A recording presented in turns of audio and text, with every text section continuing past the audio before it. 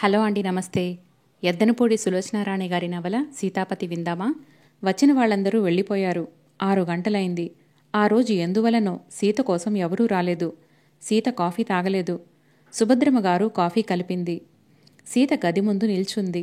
Coffee ఇస్తే ఏమంటుందో, రుచిగా ఉండదేమో అనిపించింది. తర్వాత ధైర్యం చేసి కాఫీ కలిపి గ్లాసులో పోసి తీసుకుని గదిలోకి వెళ్ళింది. సీత మంచం మీద దిండులో తలదూర్చుకొని పడుకొని ఉంది. సుభద్రమ్మ గారు మెల్లిగా పిలిచింది. సీత. సీత మేలుకొనుందేమో.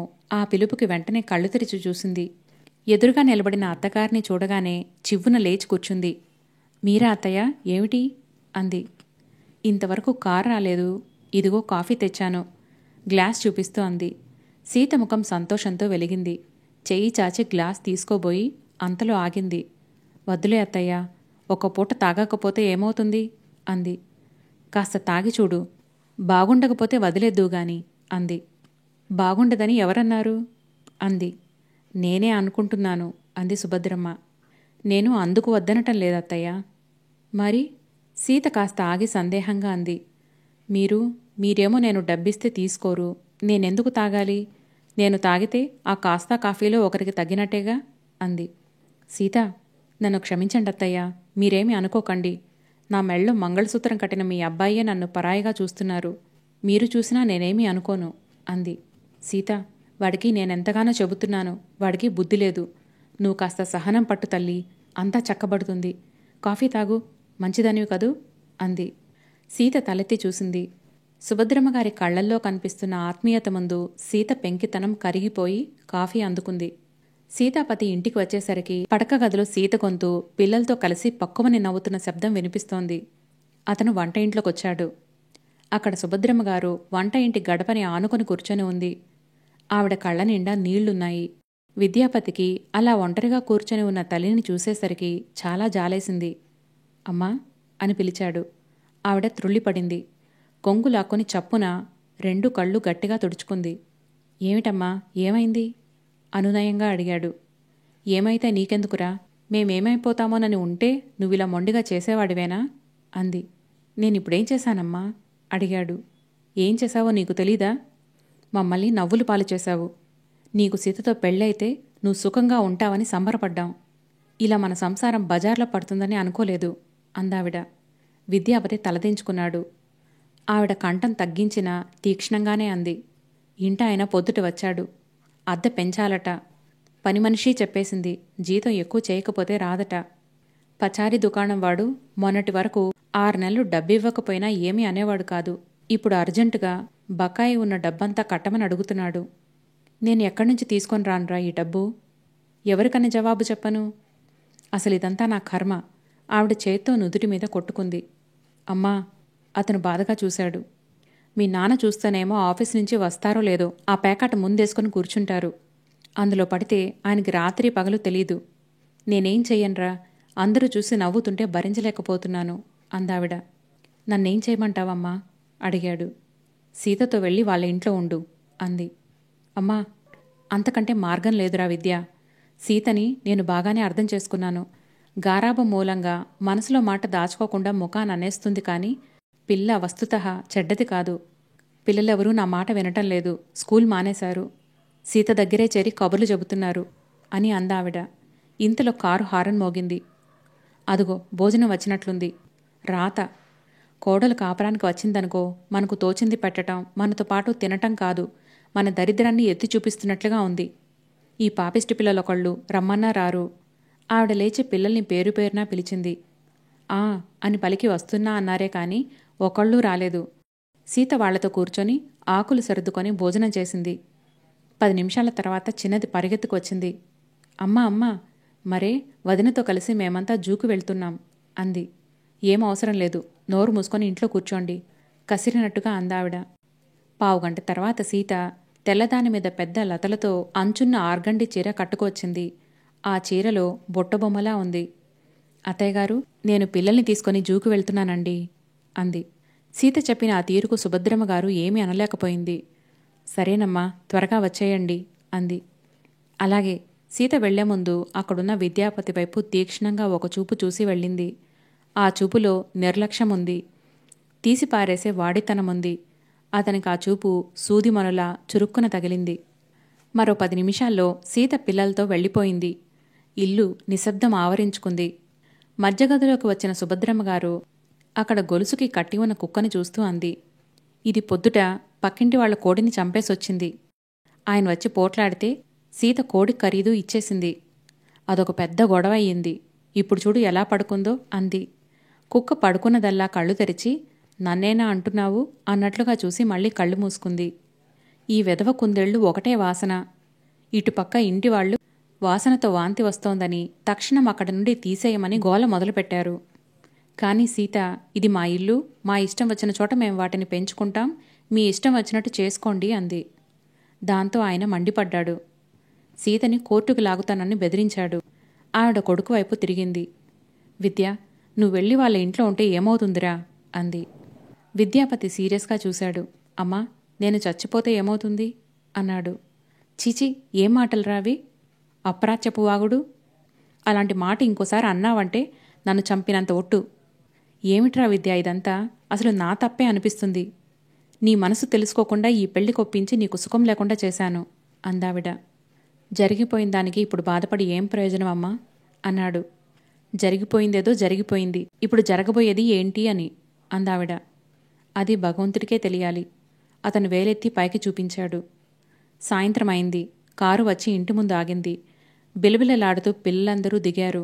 సీత కూడా వాళ్లతో పాటు లోపలికి వచ్చింది. భోజనాల గదిలో విద్యాపతి కుర్చీలో వెనక్కి జారగలబడి కాళ్లెత్తి కిటికీలో పెట్టి కూర్చున్నాడు. పిల్లలందరూ ఎంతో సంతోషంగా ఉన్నారు. ఆనందంతో పకపకా నవ్వుతున్నారు. సీత వాళ్లతో బాగానే మాట్లాడుతోంది. అమ్మతో నాన్నతో కూడా మర్యాదగానే వ్యవహరిస్తుంది. తనని చూస్తేనే ఆ చూపుకి చిరాకు వస్తుంది. కళ్ళు మూసుకొని కూర్చొని ఉన్న విద్యాపతి దగ్గరికి చిన్న చెల్లెలు వచ్చింది. అన్నయ్య, మరే మరే అంది. అతను కళ్ళు తెరిచి చూశాడు. ఏమిటి అన్నాడు. మేం జూలో తిరుగుతుంటే ఇందిర కనిపించింది. నన్ను వెనక నుంచి వచ్చి అమాంతం ఎత్తేసింది. నేనెవరా అనుకున్నాను అంది. అతను కిటికీలో నుంచి కాళ్ళు క్రిందికి దింపి చిన్న చెల్లెలు 2 భుజాలు ఆసక్తిగా పట్టుకున్నాడు. ఇందిర కనిపించిందా? నిజంగానా? ఏమందే అడిగాడు. ఏమీ అనలేదు. అన్నయ్య ఎందుకు రాలేదు అని అడిగింది. ఎందుకు రాలేదని చెప్పావు అడిగాడు. నాకు తెలీదన్నాను అంది. ఇంకేమన్నా అడిగిందా? ఇంతలో వదిన దగ్గరకు వచ్చి ఈ అమ్మాయి ఎవరు అని అడిగింది. ఇందిర, అన్నయ్య స్నేహితురాలు అని చెప్పాము. ఇందిర నవ్వుతూ నమస్కరించింది. మరే వదినేమో ముఖం తిప్పేసుకుంది. పదండి పోదాం అంది. మేం వచ్చేశాం. విద్యాపతికి కోపం వచ్చింది. కాస్త సభ్యతగా మాట్లాడితే ఏమవుతుంది అనుకున్నాడు. చిన్నచెల్లెలు వెళ్ళిపోతుంటే చెయ్యి పట్టి ఆపాడు. ఇందిరతో ఎవరున్నారు అడిగాడు. ఎవరో ఒక ఆవిడుంది. ఇందిర ఎలాంటి చీర కట్టుకుంది? చీర చిన్న చెల్లెలు నెత్తి గీక్కుంది. జరీ పూలున్న నీలం రంగు షిఫాన్ చీర కట్టుకుంది. చెవులకి బుట్టకమ్మలు పెట్టుకుంది. జడ వేసుకుంది. పూలు పెట్టుకుంది. చాలా తీక్షణంగా వ్యంగ్యంగా వినిపిస్తున్న ఆ కంఠస్వరం విని అతను తిరిగి చూశాడు. అక్కడ సీత నిలబడి ఉంది.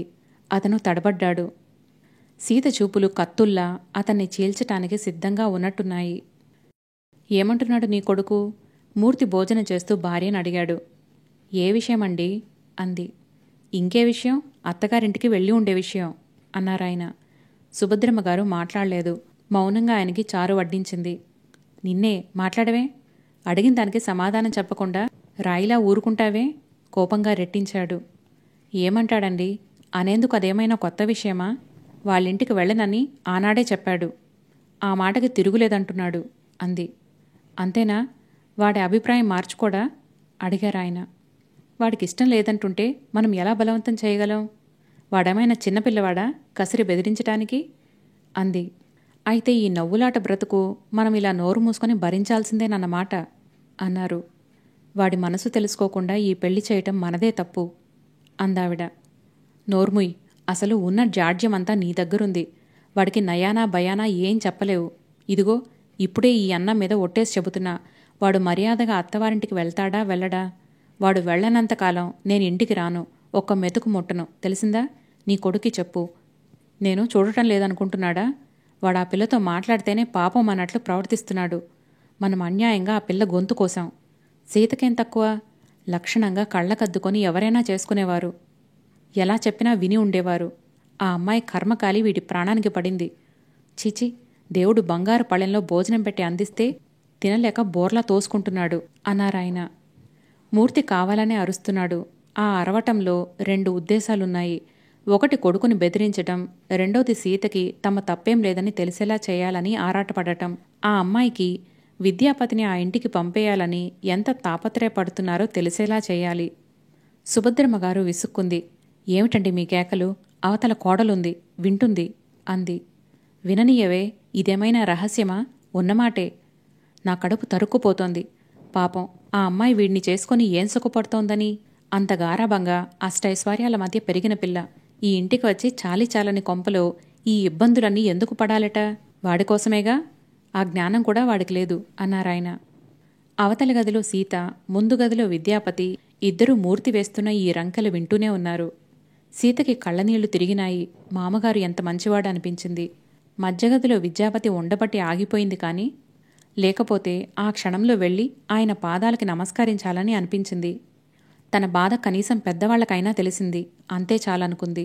వాడు ఈ ఇంట్లో నుంచి మర్యాదగా భార్యని అత్తవారింటికి తీసుకెళ్ళి అక్కడ ఉంటాడో, లేక నన్ను ఇంట్లోంచి వెళ్ళిపోమ్మంటాడో అడిగిరా నువ్వు అన్నాడాయన. బాగుంది, ఇప్పుడా అంది సుభద్రమ్మగారు. అవును, ఇప్పుడే అన్నారు. వాడు మధ్యాహ్నం అనగా వెళ్ళి ఇప్పుడే ఇంటికి వచ్చాడండి. ఈ మాట వినగానే ఆయన ఇంకా మండిపడ్డాడు. మధ్యాహ్నం వెళ్ళి ఇప్పుడు వచ్చాడా? ఎక్కడికెళ్ళి వచ్చాడు?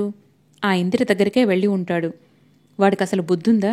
ఇదిగో నేను చెబుతున్నాను. అసలు వాడిక్కడ ఎందుకు ఉంటానని అంటున్నాడో తెలుసా? ఇష్టం వచ్చినట్టు ఆ అమ్మాయితో తిరగటానికి వీలవుతుందని. ఇక్కడుంటే ఎప్పుడు కావాలంటే అప్పుడు ఇంట్లో నుంచి వెళ్ళి రావచ్చు. అక్కడైతే ఆ ఆటలు సాగవు, అందుకు అన్నారాయన. ఇలా మాటిమాటికి ఆ ఇందిర సంగతి ఎందుకెత్తుతారండి? ఆవిడ విసుక్కుంది. భర్తకి కోపం వస్తే ఉచితానుచితాలు తెలియవు. ఈయన మొదటి నుంచి అంతే. ఇంటి విషయాలు పట్టించుకోడు కాని, ఎవరైనా ఇంట్లో ఉంటే ఇంట్లో భార్యాపిల్లల మీద అధికారం మాత్రం అపారంగా చూపిస్తాడు. సుభద్రమ్మగారికి విద్యాపతి చేస్తున్న పని నచ్చని మాట నిజమే. కాని అలాగని చెప్పి కొడుకుని కోడలి ముందు తృణీకరిస్తే ఆ అమ్మాయి ముందు వాడు అలుసైపోతాడేమోనని భయం. ఆ భయాలు మూర్తికి లేవు. అతనికి సీత ఈ ఇంట్లో ఉండటం ఇష్టం లేదు. సీత ఇంట్లోనే ఉండాలి, కొడుకు అక్కడే ఉండాలి. అప్పుడు నలుగురి ముందు తనకి గౌరవం. డబ్బుగల అమ్మాయిని పెళ్లాడి కూడా కొడుకు కార్లలో తిరగకుండా కాలినడకన వెళ్లటం, ఇదివరకు లాగానే ఉండటం చూస్తే అతనికి చిరాగ్గా ఉంది. అనుభవించడం చేతకాని సన్నాసి అనుకుంటూ చిరాకు పడుతున్నాడు.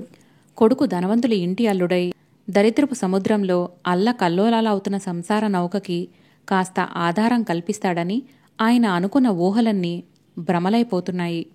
వినాయకరావు గారికి చెప్పి ఆయన ప్రతిష్ట ఉపయోగించి ఇందిరకి ఈ ఊరి నుంచి ట్రాన్స్ఫర్ చేయించారు. కాని ఇందిర మొండిది. సెలవు పెట్టేసి ఈ ఊర్లోనే కూర్చుంది తప్ప ఉద్యోగంలో జాయిన్ అవటానికి వెళ్లలేదు. ఇక ఇద్దరికి టైం కావాల్సినంత దొరికింది. చిచి, ఏం పిల్లో, హాయిగా చెప్పినట్టు విని సుఖపడి తల్లిదండ్రులని సుఖపెట్టకుండా వెధవ మొండితనాలు అని అనుకోసాగాడు. కొడుకుని ఏమైనా సరే ఆ ఇంటికి పంపించేయాలని తీర్మానించుకున్నాడు. అందుకే ఇంటికి వస్తూనే దుమదుమలాడటం ప్రారంభించాడు. పిల్లల్ని తిట్టాడు, భార్యని తిట్టాడు. చివరికి అన్నం ముందు కూర్చొని తన మనసులో మాట చెప్పేశాడు. సుభద్రమ్మకి అటు కొడుకు ఇటు భర్త. అతను చెబితే అర్థం చేసుకోడు. ఈయన నోటిని ఆవిడ అరికట్టలేదు. కూర్చుంటావేమిటి, వెళ్ళి అడిగిరా అన్నాడు. ఏమని అడగాలండి అంది నిస్సహాయంగా చూస్తూ. 100 సార్లు చెప్పాలా? వాడు అత్తవారింటికి వెళ్తాడా, లేక నన్ను ఈ ఇంట్లో నుంచి వెళ్ళిపోమ్మంటాడా అన్నారాయన. అడుగుతాలేండి, మీరు భోజనం చేయండి అంది. ముందు అడిగిరా అన్నారాయన. బాగానే ఉంది మీ గొడవ. అదుగో ఆ వాగుడే వద్దన్నాను అన్నారాయన. సుభద్రమ్మ లేచి వెళ్ళింది. అప్పటికే విద్యాపతి మంచం మీద పడుకున్నవాడల్లా లేచి షర్ట్ మార్చుకుంటున్నాడు. షర్ట్ వేసుకుని గుండీలు పెట్టుకున్న అతను తల్లిని చూడగానే ఆవిడ ఏమీ చెప్పకుండానే జవాబు చెప్పేశాడు. అమ్మా, నేను ఇంట్లో నుంచి వెళ్ళిపోతున్నాను. మిగతా నిర్ణయాలన్నీ మీరు చేసుకోండి అంటూనే చెప్పులేసుకొని గుండీలు పెట్టుకుంటూనే వెళ్ళిపోయాడు. విద్యా, ఒరే విద్యా, తల్లి కేకలు పెడుతూ పిలిచింది. అయినా వినిపించుకోలేదు. వెనక్కి తిరిగి చూడలేదు. దూరంగా చీకటిలో వెళ్ళిపోయాడు. సుభద్రమ్మగారు స్థాణువులా నిలబడిపోయింది. గది నుంచి చప్పుడు వినిపించసాగింది. సీత చకచక చిటికెలో పెట్టె తెరచి బట్టలు తీసి అందులో కుక్కసాగింది. ముక్కు చీదేస్తోంది. అతను ఇంట్లో నుంచి వెళ్ళిపోయాడు అంటే తను అవసరం లేదన్న మాటేగా. ఎంత అవమానం! సీతకి రోషంతో దుఃఖం ఎక్కువగా వచ్చేసింది. 10 నిమిషాల్లో చకచకా సామానంతా సర్దివేసిన సీత గదిలోకి వచ్చి అడిగింది, మామగారు, నాకు టాక్సీ తెప్పించి పెడతారా? ఎక్కడికమ్మా? ఆయన కంగారుగా అడిగాడు. ఇంటికి వెళ్ళిపోతానండి అంది. ఇప్పుడా? ఇంత రాత్రా? అడిగాడు. ఎంత రాత్రైనా పర్వాలేదండి, నేను ఇంకొక క్షణం కూడా ఇక్కడ ఉండలేను. దయ్యుంచి ఉండమని మీరు అనకండి అంది. సీత ముఖం చూసి ఆయనకి భయం వేసింది. ఆ ముఖంతో సీత ఇప్పుడు ఇంటికి వెళితే వినాయకరావు గారు తమని బ్రతకనిస్తాడా? రేపుదయం వెళుదువుగాని తల్లి అన్నాడు. నేను వెళ్ళిపోతానండి, మీరు టాక్సీ తీసుకురాకపోతే నడిచి వెళ్ళిపోతాను. సీత చెప్పులేసుకుని బయలుదేరింది. వద్దొద్దు, ఆగాగు, నేనే తీసుకొస్తాను. ఆయన చెప్పులేసుకోవటం మర్చిపోయినట్టుగా వీధిలోకి వెళ్ళాడు. అరగంటలో టాక్సీ వచ్చింది. సీత కుక్కల్ని, చిలకని, కుందేళ్లని మాత్రం తీసుకుంది. అత్తగారికి వెళుతున్నానని కూడా చెప్పలేదు. టాక్సీ ఎక్కింది. మూర్తి దిగబెట్టి రావటానికి తను కూడా వెళ్ళాడు. సుభద్రమ్మగారు బోసిపోయినట్లుగా ఉన్న ఇంట్లో మూగగా నిలబడిపోయింది. వీధి తలుపు ఎవరో తట్టడంతో మంచం మీద పడుకొని ఉన్న ఇందిర ఉలిక్కిపడింది. ఇందిర గంట నుంచి ఆ మంచం మీద అటూ ఇటూ పొర్లుతోంది. కంటి మీదకి కునుకు రావటం లేదు. అక్క బావా లేరు, ఊరు వెళ్లారు. అక్క అత్తగారు నిద్రమాత్రలు మింగి గురకపెట్టి నిద్రపోతోంది. ఇందిరకి సాయంత్రం నుంచి మంటల్లో నడుస్తున్నంత బాధగా ఉంది. ఉద్యోగం ట్రాన్స్ఫర్ ఆర్డర్ రాగానే సెలవు పెట్టింది.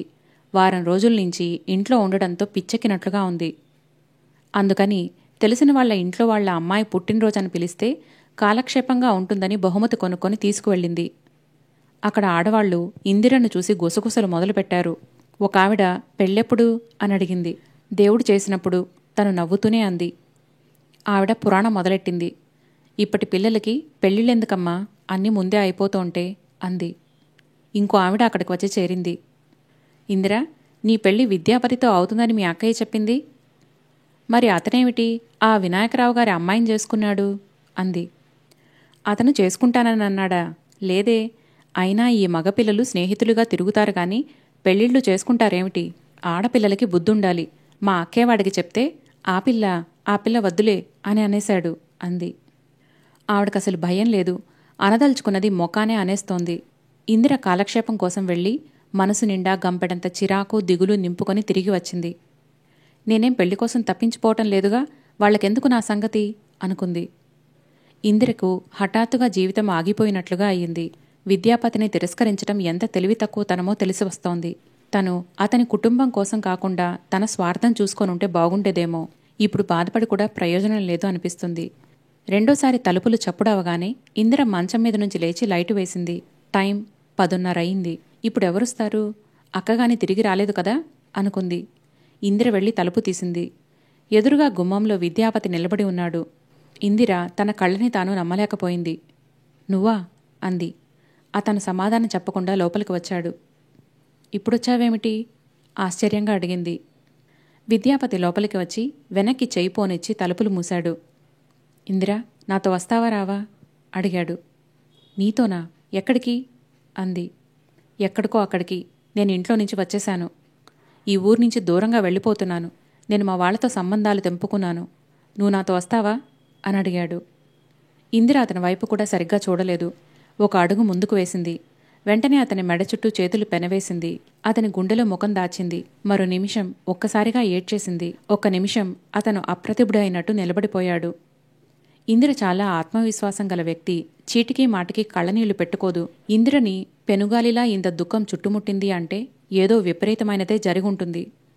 అతను ఇందిర తలని గుండెలకి హత్తుకున్నాడు. అతని వేళ్లు ఇందిర జుట్టుని ఆప్యాయంగా నిమిరాయి. ఇందు, ఏమైంది? ఏమిటిది? ఆదుర్దాతో తడబాటుగా అడిగాడు. ఇందిర సమాధానం చెప్పే స్థితిలో లేదు. చివరికి విద్యాపతి ఇందిరని భుజాల చుట్టూ చేయివేసి తీసుకువచ్చి తను సోఫాలో కూర్చొని పక్కన కూర్చోబెట్టుకున్నాడు. ఇందిర సోఫాలో కూర్చున్న మరుక్షణమే అతని ఒడిలో వాలిపోయింది. ఇందు, ఏమిటిది? ఏమైంది? ఎవరేమన్నారు? భుజం పట్టి కుదుపుతూ అన్నాడు. నాకు జీవితం నరకంగా ఉంది. నేను భరించలేకుండా ఉన్నాను. ఏడుపు మధ్య అస్పష్టంగా అంది. అతనొక క్షణం నిశ్శబ్దంగా ఉండిపోయాడు. నువ్వు చేతులారా చేసుకున్నదేగా? ఒక్క నిమిషం కఠినంగా అనాలనంత కోపం వచ్చింది. మరుక్షణమే ఇందిరని చూస్తుంటే జాలి వేసింది. ఇందిర పిచ్చిపిల్ల. మంచి మనస్సుతో స్వార్థం చూసుకోకుండా తన క్షేమం గురించి, తన కుటుంబ సాధక బాధకాల గురించి ఆలోచించింది. ఒక విధంగా స్వసుఖాన్ని, ఆనందాన్ని త్యాగం చేసింది. చిచి, ఇందిరని తను ఏమీ అనకూడదు. అతను బలవంతంగా భుజాలు పట్టి లేవతీశాడు. కన్నీళ్లు దారాలు కట్టిన ఆ చెంపలని తుడిచాడు. కారణం చెప్పకపోతే నాకెలా తెలుస్తుంది చెప్పు? నేను నిన్ను ఎలా ఊరడించగలను? ప్లీజ్, ఏమైందో చెప్పు అన్నాడు. అందరూ అంటున్నారు, నువ్వు నన్ను వదిలేసి డబ్బుగల అమ్మాయిని చేసుకున్నావట. నేనే నిన్ను ఆ పెళ్లికి ఒప్పుకోమని అన్నానని నేను చెప్పినా వాళ్ళు నమ్మటం లేదు. నేను నీతో తిరిగానట, చెడిపోయానట. నీతో ఇష్టమొచ్చినట్టు తిరిగినందుకు నాకు బాగా శాస్తి అయిందట. విద్య, ఈ సూటిపోటి మాటలు పడలేకుండా ఉన్నాను. బేలగా చూస్తున్న ఇందిర మాటలు ఆ క్షణంలో ఎంతో అమాయకంగా, నిస్సహాయంగా ఉన్నాయి. అతను వంగి చప్పున కళ్ల మీద ముద్దు పెట్టుకున్నాడు. లోకం చెడ్డది ఇందు. తలవంచుకొని తన దారిన పోయేవాళ్లని ఎడాపెడా మాటలు రువ్వి వినోదం చూస్తుంది. ఆ సంగతి నీకు తెలీదా అన్నాడు. తెలుసు, కానీ ఉన్నమాటంటే పర్వాలేదు. కానీ అపవాదులు నా మీద ఎందుకు రుద్దాలి? ఉద్యోగం ట్రాన్స్ఫర్ అయింది. నేను సెలవు పెట్టి వెళ్లకుండా ఇంట్లో ఉండటంతో మరీ అంటున్నారు. నేను నీకోసమే ఈ ఊర్లో ఉంటున్నానట. ఎన్ని కాని మాటలు అంటగడుతున్నారో చూడు అంది. అతను క్షణంసేపు ఇందిర ముఖంలోకి తదేకంగా చూశాడు. ఇందు, లోకం అన్న మాటలు మనం నిజం చేస్తే సరిపోదు అన్నాడు. ఎలా అడిగింది. నువ్వు ఉద్యోగంలో జాయిన్ అవ్వాల్సిన ఊరు వెళ్ళిపోదాం. అది మారుమూల పల్లెటూరు. పెళ్లి అయినట్టు చెప్పేద్దాం. నేనసలు నిన్ను పెళ్లి చేసేసుకుంటాను అన్నాడు. ఇందిర కళ్ళు భయంతో రెపరెపలాడినాయి. ఎలా వీలవుతుంది విద్య అడిగింది. ఎందుకు కాదు ఎదురు ప్రశ్నించాడు. చట్టం ఎలా ఒప్పుకుంటుంది? నువ్వు పెళ్ళి అయిన వాడివి అంది. చట్టానికి ఎదురు తిరిగి ఎంతమంది బ్రతకటం లేదు? చట్టం పరిధిలో మనకు సుఖం లేదు. చట్టానికి వెలుపలికి వెళ్ళిపోదాం నిశ్చయంగా అన్నాడు. ఇందిర లేచి కూర్చొని కళ్ళు తుడుచుకుంది. అప్పటికి ఒంటిమీద స్పృహ వచ్చినట్టయింది. గాబరాగా వీధి తలుపు వైపు చూసింది. అది దగ్గరకే వేసుంది. మీ అక్కయ్య అత్తగారెక్కడా? అతను కూడా ఈ లోకంలోకి వస్తున్నట్లుగా అడిగాడు. నిద్రపోయింది. రోజూ నిద్రమాత్రలు వేసుకుంటుంది. చూసి వస్తానుండు. ఇందిర లేచి లోపలికి వెళ్ళి 5 నిమిషాల తర్వాత తిరిగి వచ్చింది. ముఖం కడుకొని బొట్టు పెట్టుకుని వచ్చినట్లుగా స్పష్టంగా తెలుస్తోంది. ఆవిడ మంచి నిద్రలో ఉంది అంది. ఇందిర దూరంగానే నిలబడింది. విద్యాపతి ఇందిరవైపు చూశాడు. ఇందిరలో ముప్పిరిగొన దుఃఖపు తెర అంతమైనట్టుంది. ఆ చూపుల్లోకి మామూలు ఆత్మ సంయమన శక్తి వచ్చింది. కాఫీగాని టీగాని తాగుతావా అంది. క్షణం క్రితం పడిన స్థితి గుర్తుకు వచ్చి సిగ్గుపడుతున్నట్లుగా ఉంది. ఇప్పుడేం వద్దు, ఇలారా చేయి చాచి పిలిచాడు. ఇందిర రాలేదు. దూరంగానే నిలబడింది. అతను లేచి వచ్చాడు. ఇందిరను పట్టుకొని లాక్కు వచ్చి సోఫాలో కూర్చోబెట్టాడు. సారీ అస్పష్టంగా అంది. ఎందుకు? పిచ్చిదానిలా ఏడ్చాను, పిరికిదానిలా ప్రవర్తించాను కదూ అంది. అతను ఇందిర తలని దగ్గరకు తీసుకున్నాడు. నీ ధైర్యమంతా లోకం ముందు చూపించు, నా దగ్గర కాదు. ఇందు, ఇప్పటికైనా మనం పోగొట్టుకున్నది ఎంత విలువైనదో నీకు తెలిసి వచ్చిందా అని అడిగాడు. ఇందిర అతని భుజంలో తలదాచుకుంది. ఇప్పుడు తెలిసింది, కానీ ఏంటి ప్రయోజనం? చేతులారా చేసుకున్నదే కిమ్మనకుండా అనుభవించి తీరాలి అంది. వద్దు, అలా అనుకుందు. అసలు దీర్ఘంగా ఆలోచిస్తే ఇదంతా నా చేతకానితనం అనిపిస్తోంది. నువ్వేదో తెలుసో తెలియకో అంటే ఆ మాటలకి నేను ఎందుకు ఒగ్గాను? అమ్మా నాన్నల ముందు ఎందుకు మొహమాట పడ్డాను? ఇందు, ఇది నా చేతకానితనం, తెలియనితనం. కానీ మనకింకా అవకాశం పూర్తిగా జారిపోలేదు. ఆ సీతను నేను పెళ్లి చేసుకున్నానే కానీ ఎలాంటి సంబంధమూ ఇంతవరకు లేదు. నేను ఆ అమ్మాయిని వదిలేయటంలో తప్పేం లేదు. నేను సీతకి నీ గురించే చెప్పేస్తాను, క్షమాపణ కోరుకుంటాను అని ఇంకా ఏదో అంటున్నాడు. ఇందిర మాట్లాడలేదు. అతని మాటలు, వాటిల్లోని ఆత్మీయత ఇందిరలో సహజంగా ఉండే లోకజ్ఞానం మీద మత్తు చల్లినట్టుగా ఉంది. అతని ఒడిలో తలదాచుకుంది. అతని స్పర్శ, సాన్నిహిత్యం ఎంతో హాయిగా ఉన్నాయి. ఒంటరితనం దరిదాపుల్లో లేకుండా పారిపోయినట్టుగా ఉంది. ఇతన్నా చేతులారా దూరం చేసుకున్నాను అనే బాధ ఇందిరని దహించి వేస్తోంది. కాలుమీద కాలు వేసుకొని కూర్చొని మోకాలి మీద ఇందిర తల ఆనించి చెంపలు జుట్టు నిమురుతూ అన్నాడతను. మనం దూరంగా వెళ్ళిపోదాం ఇందు. ఒక చిన్న ఇల్లు చూసుకుందాం. ఆ ఇంట్లో మనిద్దరమే. ఇద్దరం ఇలా ఒకరికొకరు తోడుగా నీడగా ఉందాం. మన ఇద్దరిలో ఎవరికో ఒకరికి ఉద్యోగం దొరక్కపోదు అన్నాడు. వెంటనే దొరక్కపోయినా పర్వాలేదు విద్య. నా నగలున్నాయి. నా పేర బ్యాంకులో డబ్బుంది. వాటి సాయంతో కనీసం 2 సంవత్సరాలైనా హాయిగా ఉండవచ్చు అంది. అతని గొంతు మృదు గంభీరంగా ఉంది. అతని నోటు నుంచి ఎంతో భావగర్భితంగా కలలు కంటున్నట్లుగా వస్తున్న ఆ మాటలు ఇందిర మనసు యథార్థంగా అదంతా జరుగుతోందా అన్నట్లుగా భ్రాంతిని కలిగిస్తున్నాయి. అతను తగ్గుస్వరంతో అంటున్నాడు. ఉదయం లేవగానే నువ్వు కాఫీ తెస్తావు. పక్కన కూర్చోపెట్టుకొని ఆ కప్పులో కాఫీ నేను తాగుతూ నీ చేత కూడా తాగిస్తాను. నువ్వు వంట చేస్తుంటే నేను సామాను అందించి సాయం చేస్తాను. భోజనం ఇద్దరం కలిసి చేస్తాం. కానీ ఒక షరతు. వంట చేయటం నీ వంతు కాబట్టి కంచంలో అన్నం వడ్డించి నీ చేత తినిపించటం నా వంతు. భోజనాలైన తర్వాత ఇద్దరం రేడియో వింటాం. మధ్యాహ్నం నిద్ర వస్తే నిద్ర, లేకపోతే కబుర్లు, సాయంత్రం వేళ షికారు, రాత్రి మళ్లీ భోజనం, మళ్లీ రాత్రి. విద్యాపతి ఇందిర తలెత్తి గట్టిగా అదుముకున్నాడు. ఈ కల ఎంత బాగుంది, మత్తుగా అంది ఇందిర. ఇది కల కాదు మేడం, నిజం అన్నాడు. ఎలా సాధ్యమవుతుంది? బేలగా చూసింది ఇందిర. సాధ్యమయ్యేలా చేస్తాను నేను. ముందు ఇద్దరం ఇక్కడి నుంచి ఊరు వెళ్ళిపోదాం. ఆ తర్వాత అమ్మకి నాన్నకు ఉత్తరం రాస్తాను. సీతకు కూడా రాస్తాను. నువ్వు నేను స్నేహితులం అన్న సంగతి సీతకు కూడా తెలుసు. తనంటే ఇష్టం లేని నాతో కాపురం ఎలా చేయగలుగుతుంది అన్నాడు. లోక నిన్ను చెడ్డవాడనంటుంది అంది ఇందు. అనని. సీతకి ద్రోహం చేశావనంటారు అంది. నేను ఇందిరకి న్యాయం చేశానని అనుకుంటాను అన్నాడు విద్యాపతి. నన్నందరూ తిడతారేమో అంది. ఇప్పుడు నువ్వు తిట్లు తినటం లేదా? వీటికంటే ఆ తిట్లు భరించటం నయం కదూ అన్నాడు. ఇందిర నిజమేనన్నట్టు తల ఊపింది. అందరికీ మనం దూరం అవుతామేమో విద్య అంది. అవని, మనిద్దరం ఒకరికొకరం ఉన్నాం, చాలదా అన్నాడు. చాలు అన్నట్టు తల ఊపింది. మీ మామగారు బాగా పగపడితే అడిగింది. ఏం చేయగలడు? ఏమీ చేయలేడు నన్ను అన్నాడు. ఏమో. ఇందిర అతన్ని భయంగా హత్తుకుపోయింది. నువ్వు అనవసర భయాలేవీ పెట్టుకోకు. నువ్వు పక్కనుంటే ఏదైనా ఎదుర్కోగలను అన్నాడు విద్యాపతి. కానీ నీకు పెళ్ళైన తర్వాత. విద్యాపతి చప్పున ఇందిర నోరు మూసేశాడు. నువ్వింకేం చెప్పకు. ఒకసారి నీ మాటకు విలువ ఇచ్చే జీవితం ఇంత ఇబ్బందులు పాలు చేసుకున్నాము. ఇప్పుడు వినదలుచుకోలేదు తెలుసా?